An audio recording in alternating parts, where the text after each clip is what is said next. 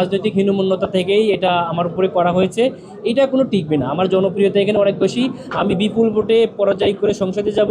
Were very loud and clear যে আমরা অসৎ পথের কোনো আশ্রয় নিই না, অ্যান্ড স্টিল আমরা এটার উপরে আছি এবং ভবিষ্যতে সেটা আমরা বাস্তবায়ন করব ইনশাআল্লাহ। এবং এই দেশকে বিনির্মাণের যে স্বপ্ন সেটা আমরা বাস্তবায়ন করে যাচ্ছি। আনফর্চুনেটলি কিছু বিশেষ গোষ্ঠী বা দল তারা জনবিচ্ছিন্ন হয়ে যাচ্ছে পর্যায়ক্রমে।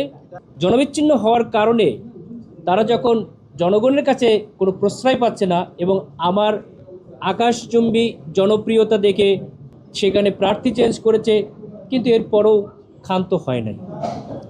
একইভাবে কোনো একটা প্ল্যানের থাবায় প্ল্যান বাস্তবায়ন করতে যেয়ে এরকম প্রতিদ্বন্দ্বীর বিপক্ষে কিছু কথা আমাদের মনে হচ্ছে চলে আসতেছে। আমরা অত্যন্ত দুঃখ ভারাক্রান্ত হৃদয়ে আমরা অবজার্ভ করছি। আমরা হারিয়ে যাই নাই, আমরা দেখছি।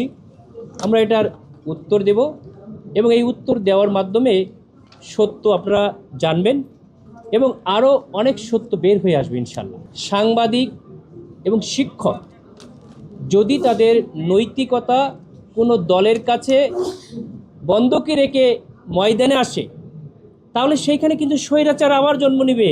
আরে ভাই, আমরা সবাই মিলে এই দেশটাতে গড়ার চেষ্টা করতেছি।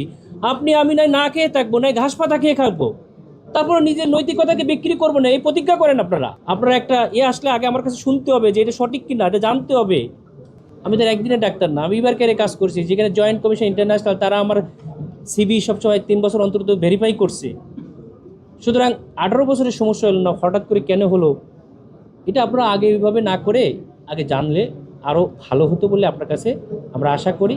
এবং আমি সত্যিই দুঃখ পেয়েছি এবং ভবিষ্যতে আপনারা সাংবাদিকতার ক্ষেত্রে আরও দায়িত্বশীল ভূমিকা না নিলে এই দেশটা আসলে একটা বিশৃঙ্খলার দিকে চলে যাবে, সেরকমই পদধ্বনি আমরা শুনতে পাচ্ছি।